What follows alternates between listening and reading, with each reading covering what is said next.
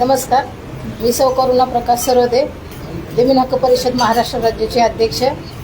आज आपल्या इथे जमीन हक्क परिषद महाराष्ट्र राज्य संघटनेच्या वतीने पत्रकार परिषद घेण्यात आलेली आहे। कारण ते प्रभाग क्रमांक 10चे राष्ट्रवादीचे अधिकृत उमेदवार मदन उर्फ मजनू नाटेकर हे अवैध ठरलेले आहेत। म्हणजेच की त्यांचा ज्या आरक्षणावरती ते निवडून आलेले आहेत ते आरक्षण जातीच्या आधारे होतं, तर त्यांचं जात प्रमाणपत्र रद्द झालेलं आहे आणि ते खोटं ठरलेलं आहे। त्याच्यामुळे त्यांचं नगरसेवक पद हे रद्द झालेलं आहे असं आमचं म्हणणं आहे। तर ज्या आरक्षणावरती ते उभे होते ते आपलं प्रभाग क्रमांक 10 मधून नगर परिषद 2025ची निवडणूक त्यांनी लढवली, निवडूनही आले। पण त्यांनी जे कागदपत्र आणि जातीचा दाखला आपल्या निवडणूक आयोगाला जमा केला होता तो खोटा आहे हे आम्हाला कळल्याच्या नंतर आम्ही पहिलेच कळलेलं होतं, तर आम्ही त्याला नको म्हणून सांगितलेलं होतं की हे खोटं आहे, पुढे अडचण येईल। तरी पण न ऐकता जे राजकीय काही कारणास्तव त्यांनी ते योग्य समजून निवडणूक लढवून निवडून आलेले आहेत। पण आम्ही जात पडताळणी समितीकडे अर्ज केला असता तिथं आपल्या 5-6 सुनावण्या झाल्या आणि त्या सुनावणी दरम्यान आणि जे आपण कागदपत्र तिथे जमा केले की जे सत्य आहेत आणि ते त्यांनी जमा केलेले कागदपत्र हे खोटे होते असे महसुली पुरावे आपल्याला माहीतच आहे सर्वांना की जात प्रमाणपत्र काढण्यासाठी आणि पडताळणीसाठी काय काय द्यावे लागते। तर जे पुरावे जोडलेले ते सगळे खाडाखोड केलेले आणि बनावट बनवलेले आहेत। रेशन कार्ड पासून टॅक्स पावतीपासून ते जो महसुली पुरावा आपल्याला 50 वर्षाचा पुरावा जोडायचा असतो तो पुरावा ही दुसऱ्यांचा पुरावा स्वतःचं नाव टाकून खाडाखोड करून दिलेला आहे। तर आपल्याला सर्वांना मला एवढंच सांगायचं आहे की जर जन्म त्यांचा सोलापूर कुंभारीला असेल कर्नाटक साईड आणि 45 वर्षापासून जर रहिवास तळेगाव दाभाडे येत असेल तर बारामतीमधून जातीचा दाखला निघतो कसा, हा आपल्याला सर्वांना प्रश्न होता। तर आम्ही त्यांचा तपास लावला। आमचे जमीन हक्क परिषद महाराष्ट्र राज्य संघटना जी आहे त्या संघटनेने त्याचा तपास लावला। त्याच्यानंतर त्याची कागदपत्र जे आहेत खोटे ते सगळे पुराव्यानिशी जात पडताळणीच्या ऑफिसला जमा केले। तिथं आमच्या सुनावण्या झाल्या आणि त्या सुनावणी दरम्यान ज्यांचे युक्तिवाद झाले, तोंडी आणि लेखी युक्तिवाद झाले, त्याच्यामध्ये निष्पन्न झाले की हे बनावट आणि खोटे आहे। जर त्यांचं ते आरक्षणावरती इथं निवडणूक लढवली असेल आणि ते जातीचा दाखलाच जर त्यांचा खोटा आणि रद्द झाला असेल तर नगरसेवक पद कसे काय राहते हे आम्हालाही आता प्रश्न पडलेला। ते नगरसेवक पद रद्द झालेलं आहे असं आमचं म्हणणं आहे। जे मदन उर्फ मजनू हनुमंत नाटेकर हे हायकोर्टामध्ये धाव घेतल्याचं त्यांचे जे ॲडव्होकेट आहेत संवित पाटील यांच्याकडनं सांगण्यात आलं होतं, त्या संदर्भात काय सांगा? नाही, संविधानाच्या पेक्षा तर मोठं कुणी नाही आणि जात पडताळणीच्या यांनी जर अवैध ठरवलेलं आहे जातीचं प्रमाणपत्र, त्या आधारे जर तुम्ही निवडणूक लढवता जातीचं प्रमाणपत्रच तुमचं खोटं आणि अवैध आहे तर हायकोर्टात गेलं तरी आमचा हायकोर्टावरती न्यायालयावरती विश्वास आहे, तर तिथं न्याय आम्हाला मिळेल। त्यांना काही उपयोग नाही आहे तिथं जाऊन, एवढं आम्हाला माहिती आहे। आणि जरी गेले तरी 100% त्यांच्यावरती कारवाई जे संबंधित आहेत, ज्यांनी खोटे रेकॉर्ड बनवले, ज्यांनी कागदपत्र बनवलेत आणि ज्यांनी याच्यामध्ये इन्व्हॉल्व आहेत त्यांच्यावर नक्की 100% कारवाई होणार। आणि मावळ तालुक्यामध्ये नुकत्याच झेडपी पंचायत समिती नगर परिषदा नगरपंचायत निवडणूक झालेली आहे। तर आता जमीन हक्क परिषदेच्या वतीनं खोटे जात प्रमाणपत्र दाखल केल्याबद्दल काही सर्च मोहीम तुमच्या वतीनं सुरू आहे का? हो, निश्चित चालू आहे। त्यासाठी आम्ही आमच्या संघटनेचे राज्य पातळीवरचे जे ह्या सर्व प्रमुख कामामध्ये ज्यांना तज्ज्ञ म्हणून एक समिती संयोजित केली यांच्या नावाने सुनील भाऊच्या मार्फत आम्ही ती समिती केलेली आहे। आणि आमच्याकडे आता 20 दाखल्याचे पेपर्स मिळालेले आहेत की जे बारामतीमधून उपलब्ध केले गेले आहेत। मग लोणावळा नगर परिषदेचे काही नगरसेवक असतील, तुम्ही सांगितल्याप्रमाणे जिल्हा परिषद पंचायत समितीने सर्च आउट करतोय, अगदी सरपंच पदासाठी सुद्धा कुठे जाती दाखले उपलब्ध केले गेलेले आहेत। त्या सर्च आउटमध्ये आम्ही तुम्हाला थोड्या दिवसामध्ये आता पत्र परिषद घेतोय आणि किमान 10 जाती दाखले खोटे असल्याचे तुमच्या समक्ष आम्ही आणतोय। आणि हे एक मोठं रॅकेट आहे ही निश्चित आपण सर्वांनी आपण समाजापुढे जाहीर करूया. आणि त्यामध्ये कोणकोणत्या जातीच्या आहेत एस टीमध्ये पण एस टीच्या जाती अंतर्गत पण दाखल्यासाठी गडबड केलेली आहे आणि कुणबीची पण केलेली आहे.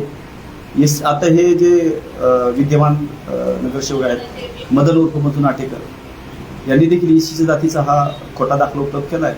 त्याला खोटा असं म्हणता येईल की हे ते मूळचे आहेत कर्नाटकचे. त्यांना तिथं जातपात या ठिकाणी विचार तुम्हाला किती भाषा येतात, तुम्हाला कन्नड भाषा येते का, तर अनावधानाने त्यांनी हो म्हणून सांगितलं होतं. म्हणजे ते तुम्हाला जात प्रवर्गाचा प्रांत तुमचा निश्चित होतो, कारण महाराष्ट्रीयन माणसाला काय कन्नड कोणाला काय सांगता बोलता येणार नाही.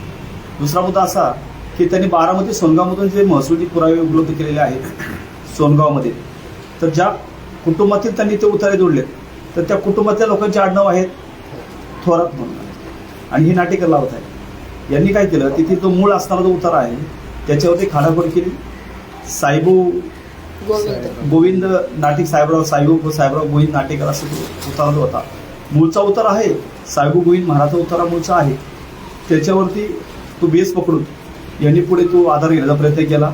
परंतु तुम्हाला वंशावळ जोडावं लागते. वंशावळीमध्ये तुम्हाला टेस्ट पास आउट करावं लागतं की तुम्ही त्यांचे नातू आहात, तर मग ते कशा आहात, तर वंशावळीमध्ये कुठं बसलेलं नाही. चालू सातबाऱ्यामध्ये त्यांच्या वाली वारसाचं नाव देखील आता सर्वे नंबरचा उतारा जोडला पण चालू सातबाऱ्यामध्ये नाव नाही. तर मग ह्या आणि त्यांच्या रेशनिंग कार्डामध्ये तफावत आहे. बंद झालेल्या रेशनिंग कार्डवरून त्याच्यावर पुरावा दाखल करण्याचा त्यांनी प्रयत्न केला. अशा विविध लूप फॉलोच्या आधारावरती जात पडताळणी कार्यालयाच्या समितीने त्यांना 5 वेळा संधी दिलेली आहे. तुमचे ओरिजिनल डॉक्युमेंट्स तुम्ही सादर करा, तर ती संधी त्यांनी गमावली कारण त्यांच्याकडे ते ओरिजिनल डॉक्युमेंट्स काही नव्हते आणि त्या आधारावरती ते आता डिस्क्वालिफाईड ठरले.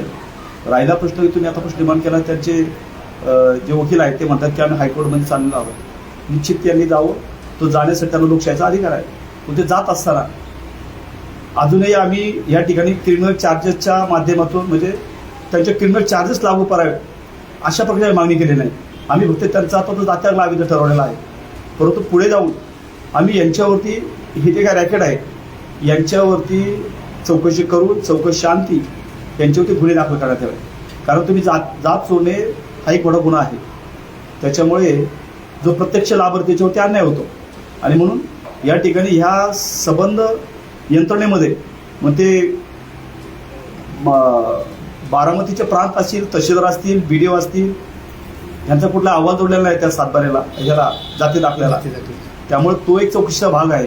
आणि दुसरा मुद्दा, ज्या निवडणूक आयोगावरती ज्या मुख्य निवडणूक निर्णय अधिकारी तांबे मॅडम आहेत, अर्चना तांबे मॅडम आहेत आणि त्यांच्याबरोबर नायब तहसीलदार पिसाळ साहेब आहेत, यांनी देखील कर्तव्यात कसूर केली.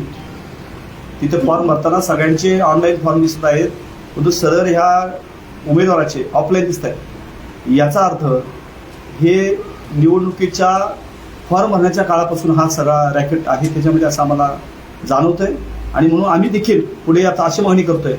आता ऑलरेडीच आम्ही काल एक मेल टाकलेत कलेक्टर ऑफिसला आणि त्यांना सांगितले की तत्काळ यांना डिस्क्वालिफाईड करून ही जी यंत्रणा राबवली गेली आहे या यंत्रणेवरती तुम्ही कायदेशीर कारवाई करण्यात यावी.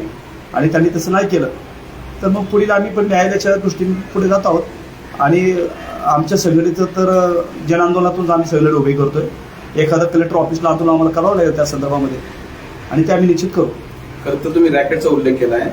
रॅकेट फक्त मावळ तालुक्यामध्ये आहे की संपूर्ण महाराष्ट्रामध्ये अशा प्रकारचं रॅकेट सक्रिय आहे? सध्या तरी आपण मावळमध्येच विचार करूया आणि महाराष्ट्रात असेल का नसेल जोपर्यंत आपण ते डोळ्याने पाहत नाही, याची दे याची डोळा आपण प्रत्यक्ष पाहिलेलं नाही. पण मावळामध्ये 20 दाखले आलेले आम्ही समक्ष पाहिले आणि 20 दाखल्यापैकी 10 लोक महत्वाच्या पदावर बसले. त्याच्यामुळे लोणा नगर परिषदमध्ये STच्या सीटवरती जर कोणी बसले त्यांना चॅलेंज करणाऱ्या अपरोक्ष ज्या उमेदवार आहेत तर त्या कंडिशनमध्ये नाहीत. त्या बिचारीचे त्या विधवा तक्ता आहे, त्याच्या कुटुंबाची परिस्थिती थोडी बेकारीची आहे, त्यामुळे ते पुढे गेलेलं नाही. पण निश्चित जमीन हक्क परिषदेला मदत करून ती देखील गुड आणि उकल आम्ही बाहेर काढणार आहोत.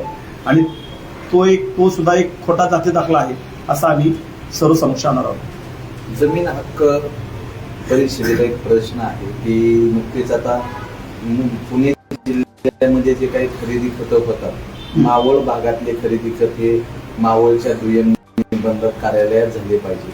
पण ते मावळचे डॉक्युमेंट हे हवेली, खेड या भागामध्ये होतात. यामधनं जमिनीच्या फसवणुकीचे प्रकरण मोठ्या प्रमाणात बाहेर येत आहे.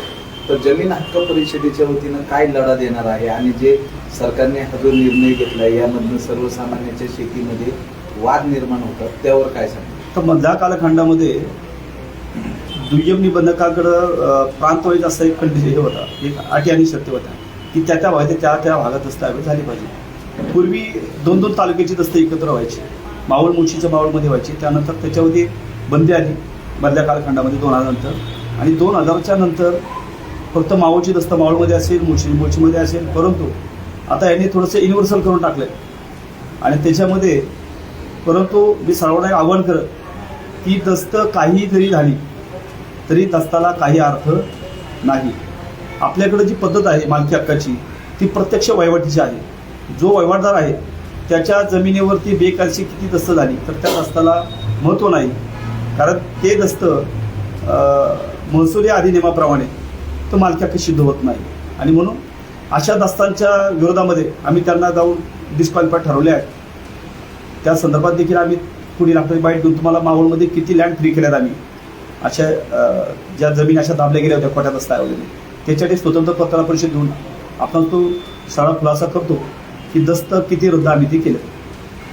तर आता तळेगाव दाभाडे नगर परिषदेचे नगरसेवक मदन उर्फ मजनू हनुमंत नाटेकर यांचं जे खोटं जात प्रमाणपत्र दिल्याचा आता जो निर्णय आहे आणि तुमच्या आता वतीनं जर पाहिलं तर करुणाताई सरोदे ह्या ऍक्टिव्ह आहेत, येणाऱ्या निवडणुकीमध्ये ते उभं राहणार आहेत का? आता सर्वात महत्त्वाचं असं आहे की त्या ह्यापूर्वी सुद्धा उभ्या राहिलेल्या आहेत त्या लोकांच्या सांगण्याप्रमाणे, आणि लोकशाही मार्गात त्या उभ्या राहिलेल्या आहेत. तुम्ही आपण सगळं पाहिले आता निवडणुकीचा घोडेबाजार मावळामध्ये कशा प्रकारचा झालेला आहे. आता पुन्हा जर लोकांनी त्यांना आग्रह केला, म्हणजे विशेषतः त्या वार्डामध्ये लोकांनी जर त्यांना आग्रह केला की ताई तुम्ही थांबा, आता यापुढील ज्या काही निवडणुका होतील मी प्रत्येक उमेदवारांना आवाहन करत, जर तुम्हाला जनतेने आग्रह केला तरच निवडणुकीला उभे राहा, अन्यथा आपले आयुष्य आपलं प्रपंच उद्ध्वस्त करू नका. आणि म्हणून ताईला जर तिथल्या मतदाराने आग्रह केला तर त्या निश्चित निवडणुकीला उभे राहतील. पण मतदाराने जर आग्रह केला नाही तर त्या ह्या घोडेबाजारात काय येणार नाही. तशा त्या काय जमीन हक्काच्या माध्यमातून सामाजिक चळवळीच्या लढ्यातला एक भाग आहे. काय सांगायचे तुम्हाला? नमस्कार, मी सुनील रघुनाथ गुजर, जमीन हक्क परिषद पुणे जिल्हा संघटक. आम्ही मावळ तालुक्यामध्ये नवी पुणे जिल्ह्यामध्ये काम करत असताना आदरणीय आमचे मार्गदर्शक जमीन हक्क परिषद संस्थापक अध्यक्ष आदरणीय माऊलीभाऊ सोनवणे यांच्या आणि दिनकर नानासाठी तानाजीराव पाटील यांच्या मार्गदर्शन करुणाताई सरोदे व इतरांच्या नियमानुसार मी जिल्ह्याभर काम करत असतो. काम करत असताना काही गोष्टी अशा निदर्शनास झाल्या की जात पडताळणी अधिनियम 2000 हा काय म्हणतोय की त्या जात पडताळणी 2000 नियमानुसार त्या व्याप्तीनं दाखला काढताना 1950चा पुरावा जोडणं बंधनकारक आहे. नुसता पुरावा नाही तर त्या परिवारामध्ये माहितीचा शिक्षणाचा दाखला असावा लागतो.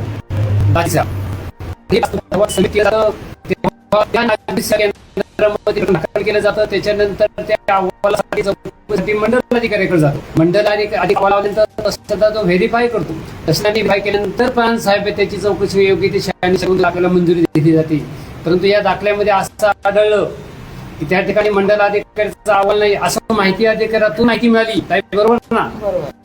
आणि त्याच्यामध्ये अहवाल नाही, तहसीलदारचं रिपोर्टिंग नाही, आणि प्रांत साहेब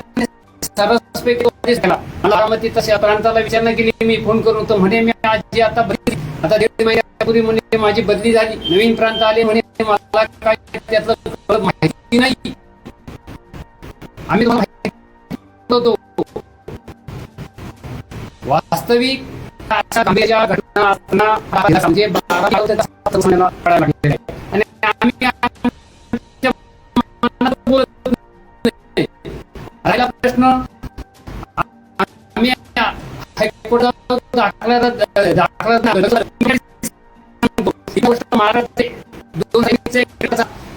झाला की ते नगरसेवक पद रद्द होतो. कोर्टाचा निर्णय आहे माझ्याकडे अवेलेबल. दुसऱ्या कोर्टाचा सांगतो मी तुम्हाला की शालिनी विरुद्ध इंग्लिश हायस्कूल असोसिएशन 2013 यांचाही निर्णय आहे. जातीचा दाखला रद्द झाला की पद रद्द होतोय. नुसता पद रद्द होत नाही तर त्याला शिक्षा होते, दंड होते. आम्ही तर अजून शिक्षा आणि दंडाच्या भागात पडलेलो नाही. ज्यावेळेस आमचे माऊली भाऊ सोनवणे सांगतील त्यावेळेस आम्ही CRPCच्या BNA 2023 CRPC 173 अन्वये मंडलाधिकारी, तहसीलदार, उपविभागीय अधिकारी, जो विठ्ठल शाहुलिक निरीक्षक येरावडा दक्षता समितीचे त्याच्याकडे चौकशी दिली ते अधिकारी या सर्वांच्या आम्ही योग्य ते न्यायालयात मागणार आहे. रिसॉर्ट त्यांनी हाताने फोडून दिलं. हा गंभीर गुन्हा आहे. हा BNA 2023 कलम CRPC कलम 318 म्हणजे खोटं बनवणे, चिटिंग करणे असं हे काम या ठिकाणी या हनुमंत मजनू नाटेकर यांनी केले. म्हणजे एकच गुन्हा नाही केला, याच्या पाठीमागे राकेट आहे. आणि ज्याने त्या दाखल्यावर संमती म्हणून सहाय्य केल्या ते साक्षीदार असे आम्ही 8 ते 10 लोकांचं वर योग्य ते न्यायालयामध्ये, महसूल न्यायालयामध्ये दाद आपलं फौजदारी न्यायालयामध्ये दाद मागणार आहोत. म्हणून आमच्या समितीच्या माध्यमातून निवडणूक आहे, महाराष्ट्र राज्य निवडणूक आहे. महाराष्ट्र पोलीस महासंचालक आदरणीय सदानंद दाते साहेब, दूरक्षेत्र पोलीस कोल्हापूर आदरणीय शिंदे साहेब, SP पुणे आणि CP आदरणीय विजय चोंबे साहेब यांच्याकडे पत्रावर केलेलं आहे, ईमेलवर. जर आम्हाला या 3 दिवसात तातडीने जर नेलं नाही आणि जर यांनी कोर्टात जाण्याचा प्रयत्न केला, संघटनेच्या विरुद्ध पाऊल उचलण्याचा, आम्ही संविधान मार्गाने काम करणारे माणसे, आम्हाला काय म्हणणे आहे, आम्हाला जातीपातीचं राजकारण जमत नाही. छत्रपती शिवाजी महाराजांनी 1630 जन्म 1680 त्यांचा अंत झाला, त्याप्रमाणे आमचे माऊली व सोनवणे. आमचे प्रश्न असा आहे की तुम्ही 2-3 वेळा उल्लेख केला त्यांच्यावरती आम्ही कोणत्या प्रकारच्या शिक्षेची मागणी अजून आम्ही केलेली नाही. येस असं काय कोणती गोष्ट होती की तुम्ही शिक्षेची मागणी करत नाही? हो, आमचं असं म्हणणं आहे, मी तुम्हाला सांगितलं की दिलीप कुमार विरुद्ध महाराष्ट्र निर्णयानुसार ते जात पण रद्द झाला, माहिती नगरसेवक पत्र रद्द होतो. मी जबाबदारीने सांगतो, आपल्याकडं कोर्टाचं जजमेंट आहे, त्या जजमेंटानुसार कोर्टात जाण्याचं त्यांनी काम केलं तर आम्हाला योग्य ते BNA 2023 CRPC 173 अन्वये योग्य ते न्यायालयामध्ये दाद मागावी लागेल. म्हणून आम्ही असं म्हटलेलं आहे. शिक्षेची मागणी कधी करणार असं? आमची प्रोसिजर आता जर आम्ही वरिष्ठांना कळलोय त्यांचा रिप्लाय, आता जिल्ह्याचा निवडणूक अधिकार कलेक्टर का असतो, राज्य माहिती आयोगाचा निवडणूक, महाराष्ट्र राज्य निवडणूक आयोग मुंबई यांच्याकडे पत्रावर केले, त्यांचा आम्हाला रिप्लाय आला नाही आला तर आम्ही 7 दिवसाची वाट बघणार. आम्ही योग्य ते पद्धतीने निर्णय घेणार. संबंधित व्यक्तीबद्दल बरोबर कुणी व्यक्ती तुमच्यापर्यंत आला का, किंवा तुम्हाला अशा प्रकारचे काही त्यांनी काही फोन वगैरे केलेत का, नाही. वेगळ्या तुम्हाला काय सांगणार?